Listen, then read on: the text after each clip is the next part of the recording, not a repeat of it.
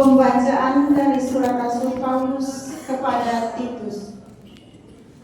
Tetapi ketika nyata kemurahan Allah, juru selamat kita dan kasih-Nya kepada manusia, pada waktu itu Dia telah menyelamatkan kita, bukan karena perbuatan baik yang telah kita lakukan, tetapi karena rahmat-Nya oleh permandian kelahiran kembali dan oleh pembaruan yang dikerjakan oleh Roh Kudus yang sudah dilimpahkan kepada kita oleh Yesus Kristus juru selamat kita, supaya kita sebagai orang yang dibenarkan oleh kasih karunia-Nya berhak menerima hidup yang kekal sesuai dengan pengharapan kita.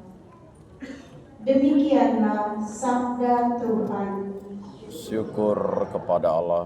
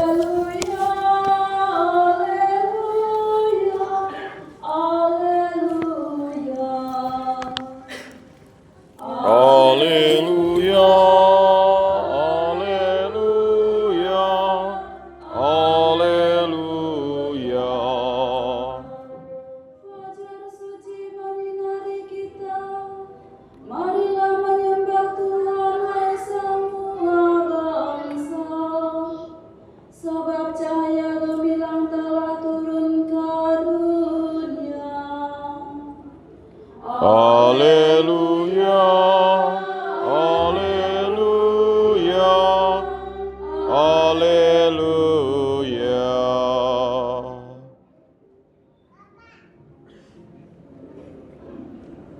Tuhan bersamamu Dan bersama rohmu.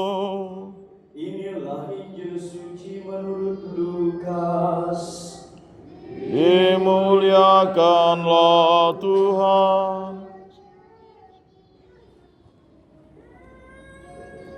Setelah mendengar berita kelahiran penyelamat dunia, para gembala berkata seorang kepada yang lain, "Marilah kita pergi ke Betlehem untuk melihat apa yang terjadi di sana, seperti yang diberitahukan Tuhan kepada kita."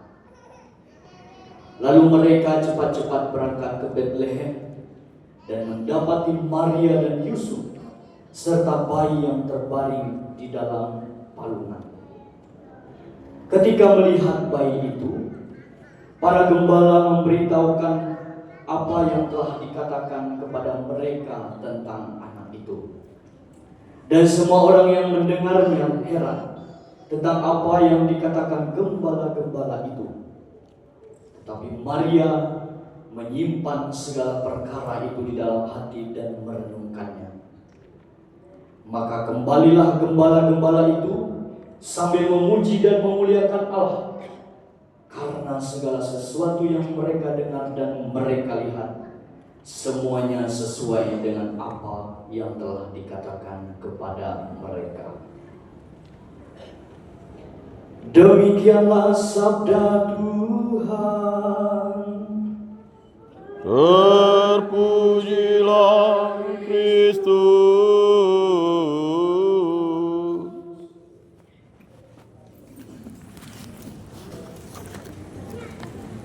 Bapak, Ibu, saudara-saudari terkasih,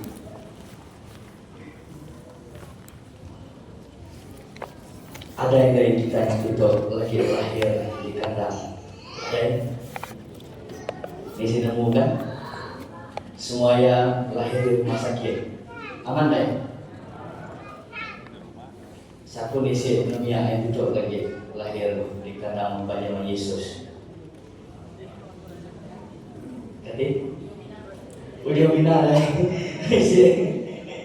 Dibika ni sia sa boleh pak lek. Langkau mai sia. Okey. Hari mana dia mau sia. Kelahiran Yesus yang bagi sebagian orang adalah sesuatu yang di luar logika kita terjadi. Lahir di mana? Mana anak-anak ini? Anak-anak, mana anak yang nari? Yesus lahir ini. Anak-anak yang nari di belakang dari mana? Bika aja baik. Mungkin bika aja baik. Mana anak-anak ini?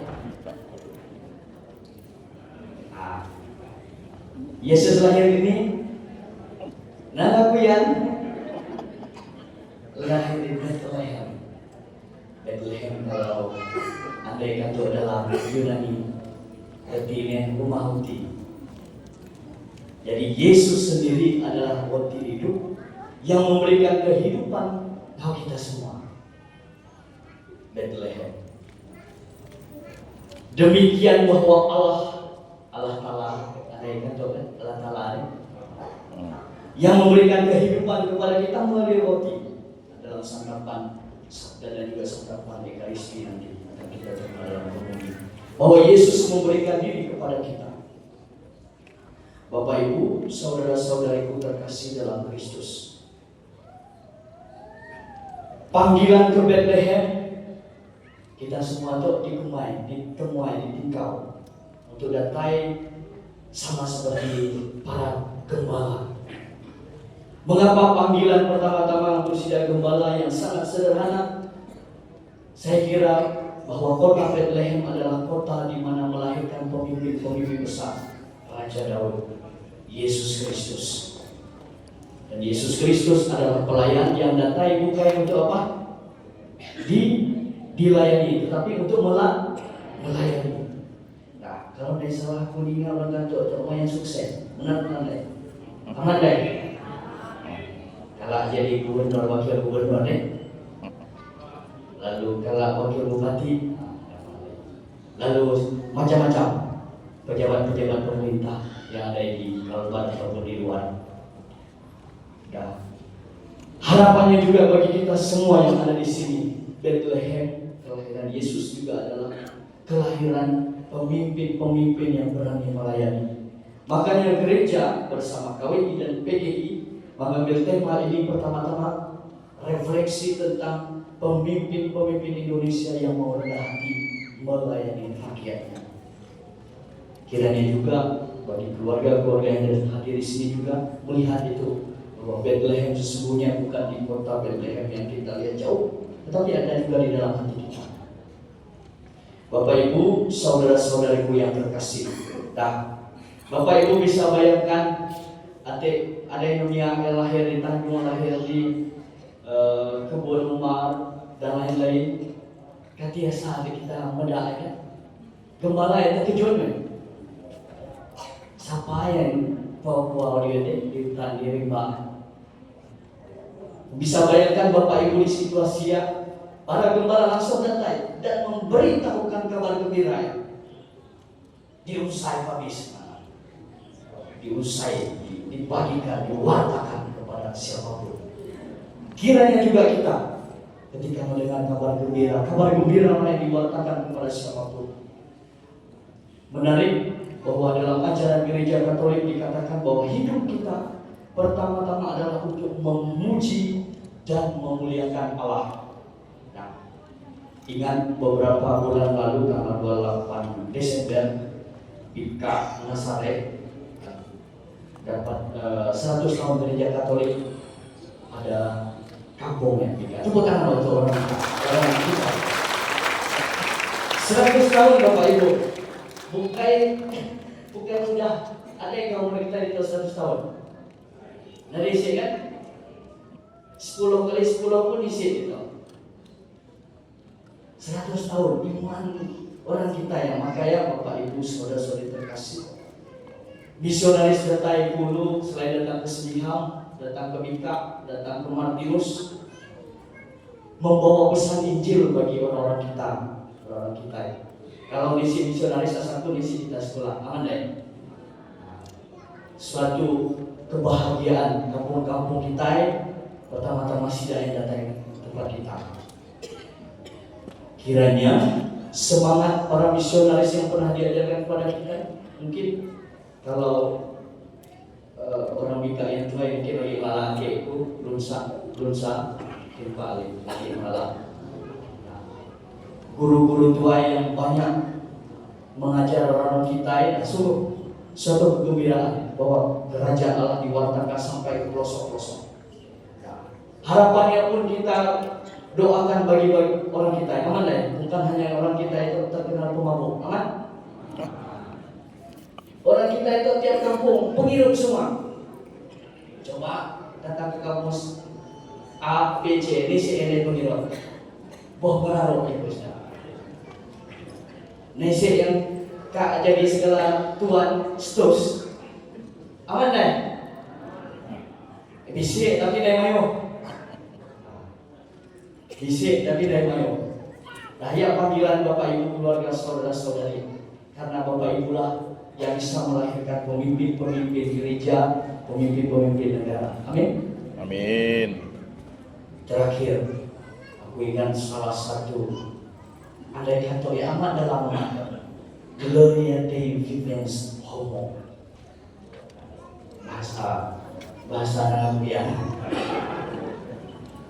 bahwa kemuliaan Allah itu adalah suatu kehidupan, ungkapan sukacita manusia. Salah satu Santo Irenaeus mengatakan ini, bahwa ketika kita memuliakan Tuhan, dengan sendirinya dari diri kita harus memulai kehidupan untuk memuji dan bersukacita. Dengan apa? Rajin ke gereja Bapak Ibu hari Minggu. Rajin ke gereja, bukan rajin ke kelam. Rajin ke gereja, bukan rajin ke biliar, bukan. bukan rajin main judi online.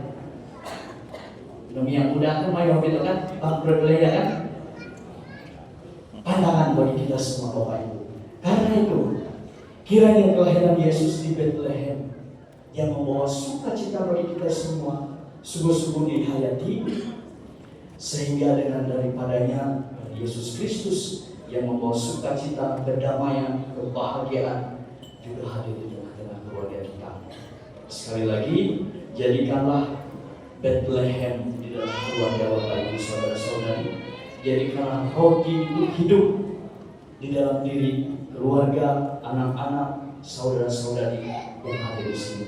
Semoga perayaan sukacita Natal yang kita rayakan terus-menerus menjadi satu kegembiraan bagi kita semua. Kita bersyukur hari ini Bapak Ibu, kalau Yesus sudah lahir kita andai bersukacita Natal. Aman deh. Makanya kita harus bersyukur. Kalau seandainya Om Budi yang lahir sakun naik, lumayan udah datang. Bisa sekecamatan sebelum yang datang. Dan lain-lain. Tetapi karena Yesus lahir, bermiliar-miliar orang merayakan sukacita ya. Nah itu sekali lagi semoga warta sabda hari ini sungguh menguatkan iman kita untuk bersetia kepadanya, terutama untuk melihat kelahiran Yesus sebagai sukacita bagi kita semua. Semoga warta sabda ini menguatkan iman kita untuk terus setia kepadanya. Amin.